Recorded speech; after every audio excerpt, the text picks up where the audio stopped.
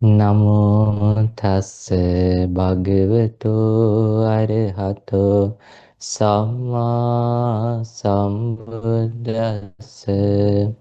My homage to the Blessed One, the Worthy One, the Supremely Enlightened One. Sadhu, sadhu, sadhu. Let's pay our respect to our teacher, Pinnath Loku Swamin Wahanse.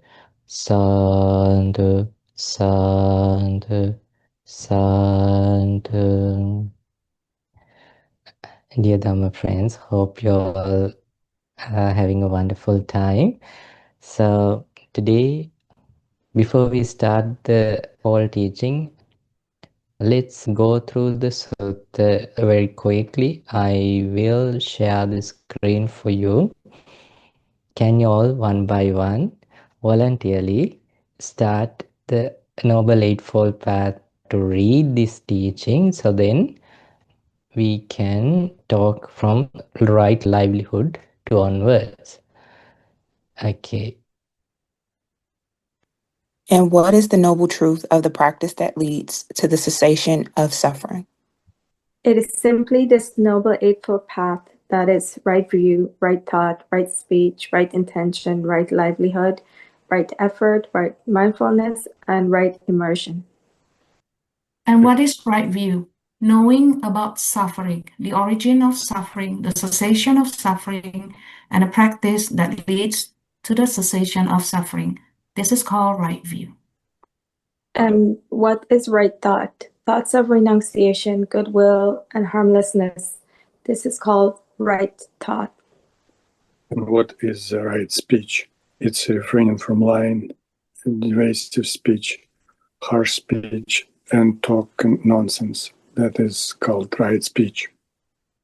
And what is right action? Refraining from killing living creatures, stealing, sexual misconduct.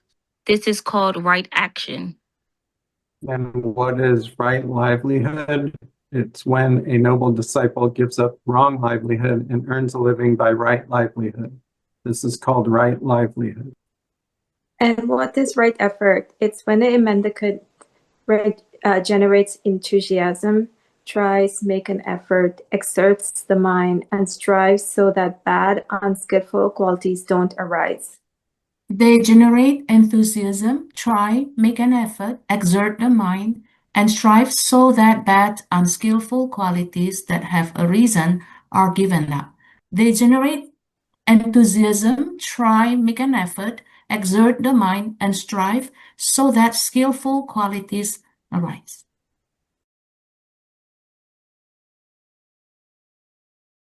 They generate enthusiasm, try and make an effort, exert the mind, and strive so that skillful qualities that have arisen and remain are not lost, but increased, mature, and are completed by development, which is called right effort. And what is right mindfulness? It is when mendicant meditates by observing an aspect of the body, keen, aware, and mindful, rid of conventions and displeasure for the world. They meditate observing an aspect of feelings, keen, aware, and mindful, rid of covetousness and displeasure for the world. They meditate observing an aspect of the mind, keen, aware, and mindful, rid of covetousness and displeasure for the world. They meditate observing an aspect of principles, keen, aware, and mindful, rid of covetousness and displeasure for the world. This is called right mindfulness. And what is right immersion? It's when a mendicant, quiet, secluded from sensual pleasures, secluded from unskillful qualities, enters and remains in the first absorption, which has the rapture and bliss born of seclusion, while placing the mind and keeping it connected. As a place in the mind and keeping it connected, and still they enter and remain in the second absorption, which has a rapture and bliss born of immersion, with internal clarity and mind at one, without placing the mind and keeping it connected. And with the fading away of rapture, they enter and remain in the third absorption, where they meditate with equanimity, mindful and aware, personally experiencing the bliss of which the noble ones declare equanimous and mindful. One meditates in bliss. With the giving up of pleasure and pain and the disappearance of former happiness and sadness, they enter and remain in the fourth absorption, without pleasure or pain, with pure equanimity and mindfulness. This is called right immersion. Right, and this is called noble truth of the practice that leads to the cessation of suffering. And also they meditate observing as aspect of principles internally, externally, and both. So likewise, the common thing hereafter in every meditation. So okay, let's get back to that. Okay, so Noble Eightfold Path, or the path which lead to cessation of suffering. That's what we are learning here. So if anyone comes for the first time or do not have any exposure to this, do not worry, you can learn today, and we have recording as a playlist, and you can go through it whenever you get a chance, and we are making a PDF for you to go through sutta by sutta. And then in future, if you have any questions, even in the community group, you can ask that question as a reply, so then we can discuss on that. So this is a place where everyone comes together and learn. So this is we have a very good community here, so feel free to join with us. And if it is kind of difficult for you to understand in the beginning, don't worry. So little by little we can improve our knowledge on this. So no pressure, and do not worry if you couldn't understand. So we have like breaks in between. You can ask questions and you can clarify things. And yes, we are learning deep teaching, but gradually. So according to the Buddha, Buddha says this teaching, Buddha's teachings are like ocean. Ocean does not start with the huge depth or the heap. It gradually the depth get bigger and bigger. So likewise, in the beginning, so if even a child can come and play in the shore and enjoy the sea, so likewise these teachings, so up to our level we can practice, and while practicing it improves our insight, or the we call the wisdom.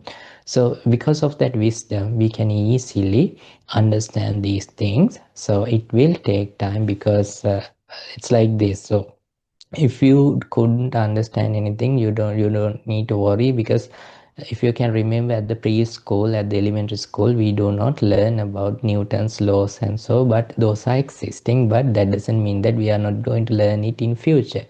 But no one just starting from Newton's law at the like middle school or high school, if they do not have enough understanding about how to write or the other skills which they have developed in the elementary schools also. So it's like we need to learn and improve our knowledge. So that's what I want to say in the very beginning. So this path, the first factor or the fall is this Noble Eightfold Path, right view. So right view is not just some sort of a view, like this is my point of view, this is that his person's point of view, or this is Buddha's point of view. Right view means that seeing the reality, so the say accept that seeing the characteristics of this existence as it is. When we understand in the right view, there are different ways to understand this right view, but in here we learn that understanding suffering as suffering, which means that in this world without this knowledge or wisdom, people see like the happiness and the unhappiness in this world, like, and they are seeking to experience the happiness in here in this life. So but when we improve our knowledge, we understand one thing, that this life itself has sufferings. So birth is a suffering, not just the pain what we are having when we just breathe in, first breathing in this world as a human, not that, but when we born to this world, which means that we are having 6 sense faculties: eye, ear, nose, tongue, body and mind. Those are not the way we born. So those are like rising and falling, and those are impermanent. So if there is something impermanent and not according to someone's wish or will, so that means we have to accept what it sends. So then it's like taking care of something which does not obey us. So it's like the life. That's why it calls it suffering. So when we should have, it's like, it's not like just the intellectual knowledge. It should be understanding. Understanding mean you should have that clear understanding about that, and in the same time you should have open mind, like you should have a kind of a openness others to ask questions from you. Like if someone disagree with you, they should able to come and ask questions from you. No, I do not believe this life, that the birth is a suffering. And then, because even doesn't matter 1,000 questions after, if he sees the reality, then there is the right view. So that right view is not just a point of view, it's like seeing the reality. And then he should understand the cause for the suffering. Cause is the ego, or the craving. So that where, or the attachment, whatever we say, that we learn 3 ways of ego, those are the reason create sufferings. And when there is no ego, it does not have suffering, and that's what we are going to attain. That is the enlightenment. So enlightenment is not a degree what we get in a university or so. It's a kind of a inner thing we need to experience within ourselves. And then path to cessation of suffering. So you should understand this is the exact path to cessation of suffering. So as an example, if you earn 2 doctorates, that's the way to that's the path to have a better life, and it's not the path to cessation of suffering. Okay, if you start a business, that's a path to earn money, and it's not the path to cessation of suffering. So while you are doing all those things, you need to know one thing. Okay, whatever the things I do in this conditioned world, since everything are conditioned, not according to wish or will, it changes and it creates sufferings. So when you have that understanding as a understanding, so that's where the real confidence or the faith arises towards Buddha. Why so? When you see how it's like this. Until we see an escape from in this world, we want to overcome from all those problems. When we see this whole world is a suffering, then we need to escape from whole suffering. When we really want to escape from whole suffering, Buddha is the only answer, because he's not like is like a savior also. He teach, see the world this way, then you do not will you won't suffer. You will experience the enlightenment. So that's where the real faith arises towards the Buddha.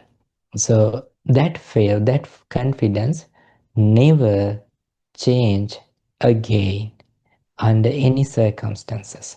And so it's not like this, okay? So I think that sometimes in this world there are wars arising because of the religions. So I think that someone come and break a Buddha statue. At that time, if you are someone who has the right view, you do not get angry. You see the impermanence. If you get angry, you see it, our anger rises, and it is not me or mine or myself, I shouldn't represent it. That's where you can find the difference between this teaching. So as an example, there is a monk in Australia. Actually, there was a kind of that sort of a conflict in the world some sort of a time. And then a journalist came to see him and asked a good question. Okay, so you are talking about peace and harmony. Okay, think that someone take your holy book related to Buddhism, and then put it to the commode and flush it, then what you're gonna do to that person? Then that Bhante, the monk said, okay, hold on a second. First thing I will do is I will call to a plumber because that wood can't go through the commode. So you understand the point, right? So anger shouldn't come in those things even, because anger is the what we need to eradicate, because anger rises where? When we do not accept what already has happened. So that's so likewise. So right view should be the and it's not our point of view. If our point of view is there, that means our point of view means what we have already attached. So when someone disagree with that, we may feel upset or suffer. So with the right view rises right intentions. We learned in detail last class.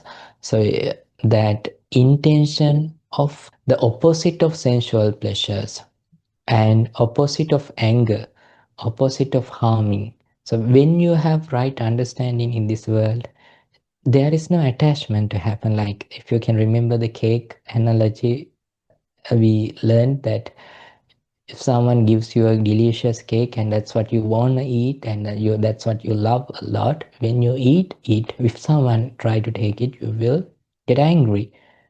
But if someone in the same time someone check the badge numbers and say, oh, this is already revoked and asked to return because this contaminated with kind of a poison, so do not eat, and this company asked to return this, at that very moment onwards you are not ready to eat it. If someone try to put it into your mouth, you will strongly reject because you feel the danger. So likewise, when you have full understanding about the whole thing about the conditioned world, you do not have attachments. So it creates the thought patterns opposite of attachment. And when you do not have attachment, you do not get angry, because there is no even a single thing you can get angry without you have attached.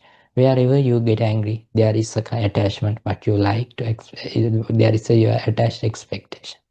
And when you do not have anger, you do not want to harm to someone. So that's why the end of the harming, that the cruelty ends.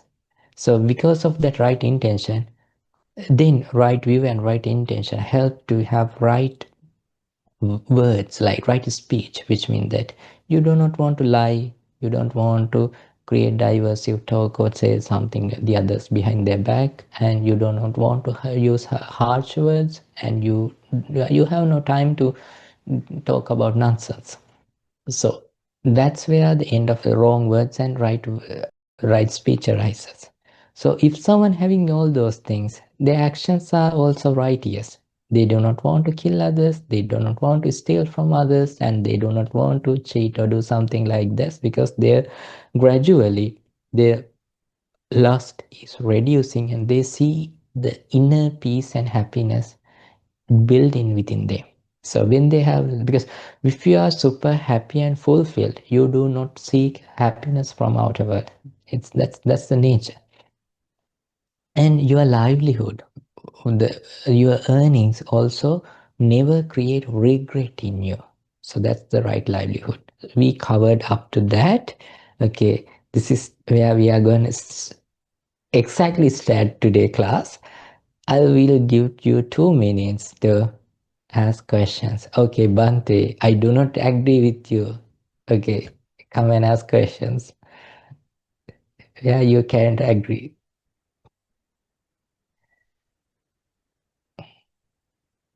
Well, I couldn't agree more. Bhante, I have a question. Hi, Tina. So I just want to go back to the right view. You said to understand right view clearly and to see the reality of situations. Maybe you didn't say in those words, but I'm kind of changing it into my words. So remove ego. I didn't understand that part where you say, when you said the ego creates suffering. Did I hear that correctly? Yes, so as an example, so that sufferings are, because what we say sufferings, so there are that the surface suffering, right? That we can break down sufferings into three things. Dukkha, dukkata, that itself, it creates itself suffering. So if someone comes and punch you, you will feel the pain and it creates suffering. There are suffering, it itself feels suffering. There is another set of suffering, viparinama dukkha, that suffering never shows at that very moment. It takes some time to show it's a suffering. It's an example, think that you received a gift, you received a dog in this Christmas as a gift. You start to love him a lot, and dog also start to love him, but unfortunately dog's lifespan is like 14 years. So after 14 years, dog will die. At that very moment, it creates huge suffering, grieving, and pain. But when was the first time it started? With the present. Yeah, When with the present. At that time, if someone say, "Hey, it's suffering," we are not ready to believe it. Actually, sometimes we may disagree, and sometimes we may get angry. If you can't take care of a dog, just shut up. That's all. Likewise. So, but once we have attached, so it takes some time to show suffering. So likewise, there are things in the world, it takes some time to show suffering, but it's self-suffering. The third thing is sankhara dukkhata. Whatever the conditioned thing has this nature of suffering. Why it? Conditioned means it's like all the buildings what we are in now are there because of the foundation. So likewise, every conditioned thing means literally everything other than the enlightenment or the nibbana. When those conditions are part we can control, but there is a part we can't control. So because of that, when those reasons are no longer there, it will collapse. So likewise, every conditioned thing has this nature of suffering. So to whom it feels suffer and to whom it does not feel suffer. Think that there is a arahant. Arahant also eat like us, work like us, live life like us. So what is the difference? They are not attached to anything. So they do not feel suffering. So they see the nature and they see the beauty of the world, like the beauty of the impermanence actually. And so if you smile, then they will politely smile. If you angry and if you throw some bad words, they still politely smile because that's the nature, nothing to attach to, nothing, or nothing to worry. Bhante, what did you say the first one was? So suffering have three types. What was the first one? Dukkha. Dukkha, which means that it itself shows suffering.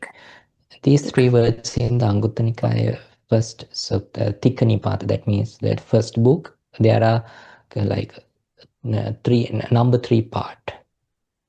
Okay. Thank you, Bhante. I understand now. Thank you. Okay, yeah. Right. Okay, now, so Samma Vayama, or the right effort. Right effort means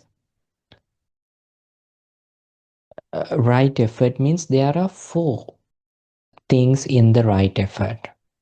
I don't know. Oh, we have learned it sometimes ago, but we can we can recall it and we can improve our understanding on that. So in this, when we see the right view, when we improve the right view, there are things arising in our mind with attached, without attached. So with attached, so attachments has like 3 ways. We have that attachment or that clinging or that ego represent sometimes as lust. Sometimes that same ego represent as anger. Third thing, sometimes that ego represent as delusion. Like delusion means that lead to that ego. Like ego means, I mean, that conceit, that false pride, and the fear, those things. Okay, so that things, all those things, and whatever the defilements arising with that, we say the unwholesome things.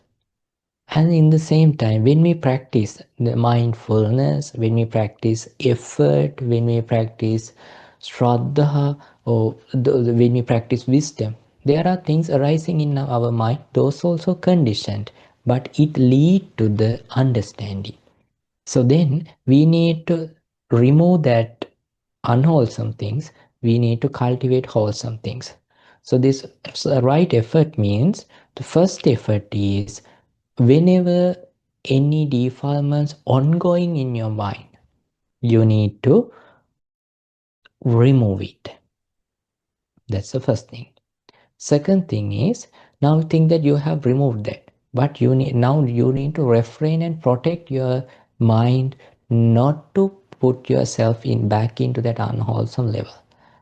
That's the second effort. First removing, second one is like refraining and control, keep that control. Third effort is cultivating good qualities, wholesome qualities which you have not cultivated yet. So, as an example, think that you learn the teachings and you have not practiced generosity well. I mean, in generosity, when you see a homeless person, you may offer $1 or penny or something, but it's good. But in there, your commitment to let go the stinginess is very few, because you are just doing it just to feel that that righteous feeling, but other than that, you are not ready to let go. I think that after some time, you want to overcome from that stinginess which arising and hurt in you. And for that purpose, with strong mind, you start to let go your things, like think that you are offering something to someone. So in there, when you offer that, in the first place, you may feel like physically you are losing something in your heart. You may feel like some sort of a pain. You don't feel that same pain when you buy something for yourself, but when you buy something for someone else, you may feel it. There are some group of people, they feel that pain even when they buy something to themselves. So that means their stinginess is so high. So they keep the whole money in the bank. They also do not use it, just dying. So no use of it. Then their children will take care of it. If not, the government will take care of it. So that means they are no. So there is a word for that. Is that we say the cadre in Sinhala? I don't know how to say it in English. There must be a word for that. It's like more stingy. How much you are not ready to support yourself even. Then second level, like you are ready to support yourself, but you are not ready to support others. Then you are letting go that also. And there will be a time once you let go that feeling, you feel happy when someone asking, for sure. Like, because it feels you some like it gives you a amazing feeling to help others, because it's like you are not separating yourself from the others. You are like part of them even. You feel that sort of a confidence. So you are happy to help wholeheartedly. So when you are someone like that, so you feel happy when others progress in their life. You do not feel that competition like others does. So basically you are a happy person. How much? So if you can remember, I think most of you when you get a chance, you may offer food to Bhantes. You know what is dana. When you prepare a delicious food and offering it to Bhantes, you do not want to say, someone does not want to come and say, hey, smile. Literally, you smile at that very moment. You feel amazing, kind of your face is so fresh at that moment. So Bhantes used to see the bowl while you're offering, but sometimes we feel, oh, I should take a look of that view, how pretty that person when they're offering. That much of prettiness arises in their face. So that happiness will be with you forever, because that happiness lose when that unwholesome things arise in you. But when you let go that things, you have that super happiness in you. So that the third thing is bringing or cultivating good wholesome things in your heart. So that the fourth thing is, after cultivating any wholesome thing, you need to improve it to the meditative level. Meditative level means that the physical level, like you're physically doing that, physically or verbally or wordly action, and then you address the root of that, and that means in mind. So when you practice a wholesome quality in your mind, it lead to that, the concentration or the samadhi, that fulfillment. That means that those are the reason you to experience that immersion or the samma samadhi. So that's what samma vayam or the right effort does. For the first effort, to let go the unwholesome things, you need to cultivate. That's what we do, like thinking the danger of the thought patterns, like think that you get angry. Instead of being angry, you think, oh, this is an angry thought, this is not good for me, not good for others, not good for both, and this lead to suffering, and I'm letting go. So like thinking the danger of that. And there are other things. So think that after you let go of defilements, then you need to protect your sense faculties. We call it indriya samvara, or the controlling sense faculties. That means when you see, when you open your eyes and see the world, you have inbuilt mindfulness. What to look, what not to look, what to listen, what not to listen, what shouldn't I listen, what in your nose, even tongue, even body, even mind. It's like you have a inbuilt security. Think that it's like, think that there is a neighborhood with so much of danger, and then they turn it to a gated community. So likewise, you are your if your sense faculties are the houses, now you are gated community, and your mindfulness is the one who's doing the security. It has a code. So whatever whatever the sense comes, it should has that right code. Right code always be the right whole. Only that right code is with the only wholesome qualities. Right. That's the second one. For third thing means that just cultivating. Fourth thing is meditating. So those are the right effort. Right mindfulness. So nothing to talk about right mindfulness. That's what we are doing this whole 6 months. Right mindfulness means being mindful on the body, being mindful the feelings, being mindful in the mind, and being mindful in the mind phenomena. If someone say, I don't understand that, I should give a punch to my head, because we are learning that for 6 months. Right. Then what is right samadhi, or the right immersion? So it is something, it has a depth. So I think we may need to do it in another class, because it has a depth, like you need to understand how it works and what are those 4 stages.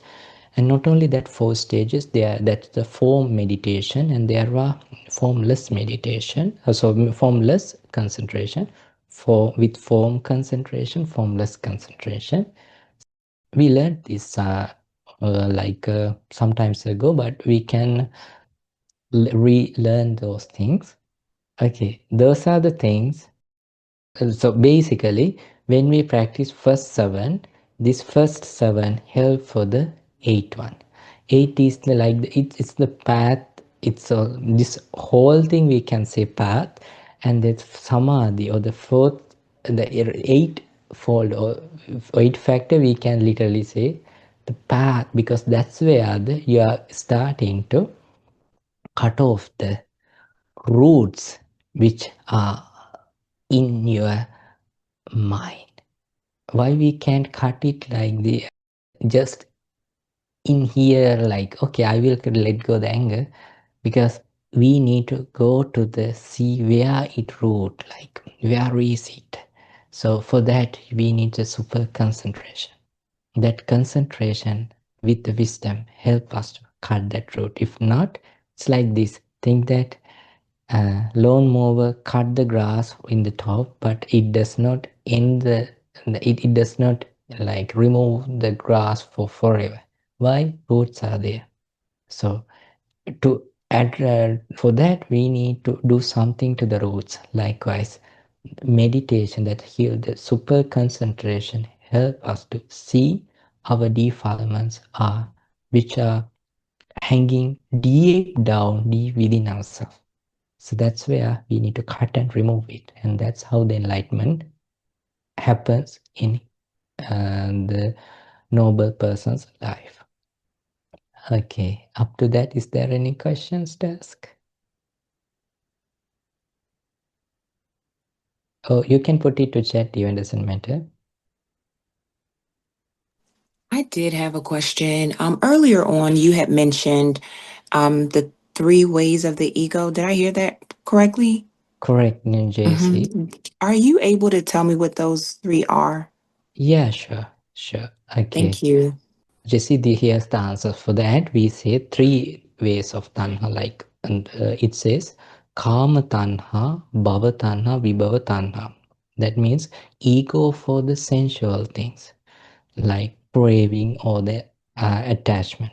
Then ego for the not for the sensual things, but for the form. We can say like to sustainability of these 5 aggregates. And there is another ego, which means that ego to reject what you are experiencing. I'll try to teach it like in this way. Think that sensual pleasure world is like dream, like a dream. That means, as an example, we know dreams are dreams because we are awake. If there is no way to awake, we do not know dreams are dreams, because in the dreams we feel it's like a reality. So likewise, what we are experiencing in this moment also kind of a dream. So when we awake with the wisdom, which means when we improve our insight on this, while in this dream, we can understand we are in a dream. In a dream means, as an example, so there are the things which can create pleasure and craving in our mind. There are beautiful things to see, there are beautiful sounds to hear, there are beautiful scents to incense, and then there are beautiful, delicious food to taste, and there are some sort of a pleasurable, tangible body feelings. With that, we create individually a story in our head. So the way we used to love it, based on our family or the family experiences, based on our culture, based on other influences, and based on our karma.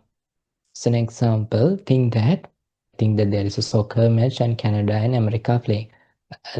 All the Canadians who are here, if you think that we all love to watch soccer, will praise and cheer to the Canadian team, and while Americans praising and cheering to the American team. So at the end of the match, think that if America wins, Canadian will be upset. Americans will be so happy about that. But they all saw the same match, but 2 different feelings. How that 2 different feelings arises? Because one group believed that this team represent Canada, we are Canadian. One group believed that we are Americans and this team represent America. So like our point of views and our attachments are different, and because of that we all have individually our sensual world in our mind. So based on the things what we all can experience, we have our own story in our head. So that's why I think that when someone see their mom, they go and say, "Hey mom, how are you doing?" But our dad does not say mom to our mom while he also see the same person, but he says my wife. So likewise, different feelings arises in our different the way we used to attach. It's like it's if you do need further clarification, please go through the previous teachings. And then we have attachment with these thought patterns. We have attachments in our head, like the sensual world. So that's we have craving to that. That's where the grieving or those things happens. Like we love, those people die, we feel pain. And when someone address that and overcome from that, think that they are attaining to the meditative level, like what we are going to learn next week, that deeper meditation, then it has a huge happiness and inner peace. It's like can't explain one who has not, who do not have that experience. It's like, as an example, according to the Buddha, it's like this: someone in a jail and he get a chance to escape, he get the freedom from the jail. So then that person does not really want to go back and be in the jail, because even jail gives free food and everything.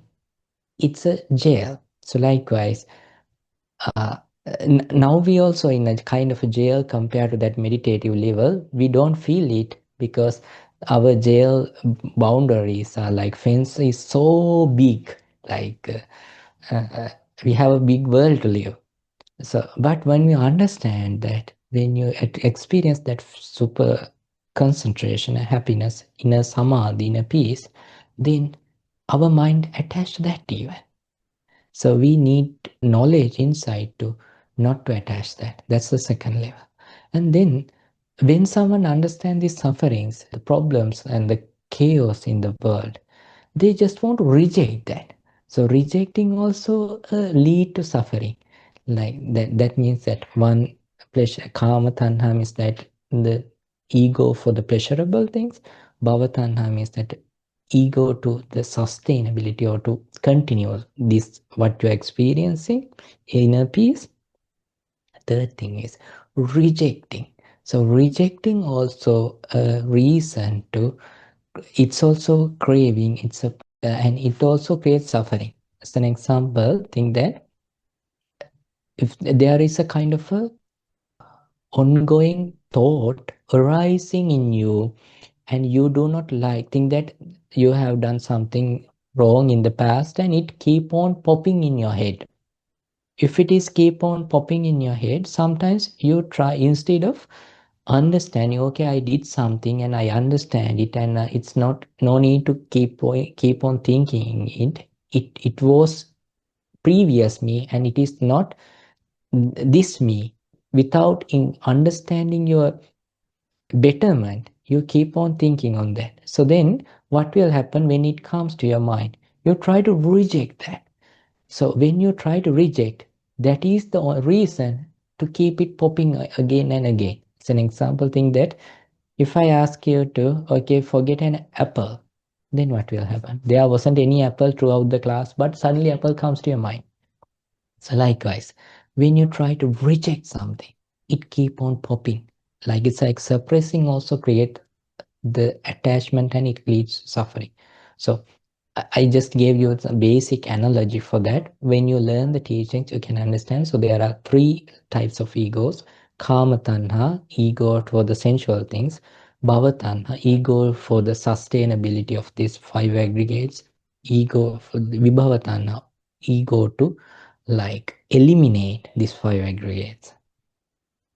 Does that make Thank sense? you. Yes, awesome. Thank you so much. Yeah, just right. Bante, I have a question. Yeah, Linda. Tina. Yeah, oh, sorry. It's okay. Number 5, right effort. Yeah. You mentioned you started off with unwholesome or defilements. If any defilement arise, the first step is remove it. Was that number 1? Yes. And go ahead, sorry. Okay. In there it says like this. Uppannam papakanam akusalanam dhammanam. Oh, sorry. Okay. No, it says that. Okay. Let's go to sutta again. Bhikkave bhikkhu anuppannan. Okay. First is Tina. Thank you for bringing it up. First one is Ida Bhikkave Bhikkhu. Oh, it's not highlighting. Hold on a second. Okay. First one is this Ida Bhikkave Bhikkhu Anuppannanam Papakanam Akusalanam Dhammanam Anuppadaya. So I said the second one first. So first one is, that means that the whatever the things does not have arised, not to arise it. Chandan Janeti. So first Chandan Janeti means that first creating that willingness and then putting effort, Vayamati, and then Viryang Arabati means that improves your effort, and then Chittam Pagganhati Padahati, that means you are stabilizing your mind, you are creating a strong mind not to put yourself into that. This is what in the effort there is a one Sanyukta, or the group of set of sutta. In there we can find that this is what we say the Indriya Samvara. Tina, have you heard a word called Indriya Samvara? I don't think so, Bhante. Indriya Samvara means, Tina, that there is a way to control 6 sense faculties. That means, like, can you remember that gated community? Yes. Yeah, that's how we basically like controlling 6 sense faculties in that way. So guarding your sense faculties. Right. So if arises any defilements, then you need to remove it. Okay. Like to remove that. So there are okay. Bhante Paviveka did Vitakka Santana Sutta recently, right? If I'm correct? Yes, Bhante. Okay, so Vitakka Santana means that removing the, when Bodhisattva, before Buddha attaining the Buddhahood, when he's practicing, there were some thoughts arising in his head. So those are unwholesome. So he says, think about its danger and use the other ways to eradicate that. So that's the second one. So the third and fourth are correct. Anuppannanam kusalanam dhammanam. This one.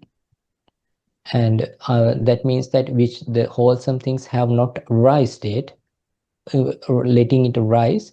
And then after it arises, uppannanam kusalanam dhammanam titya. Titya means to continue that, sustain it.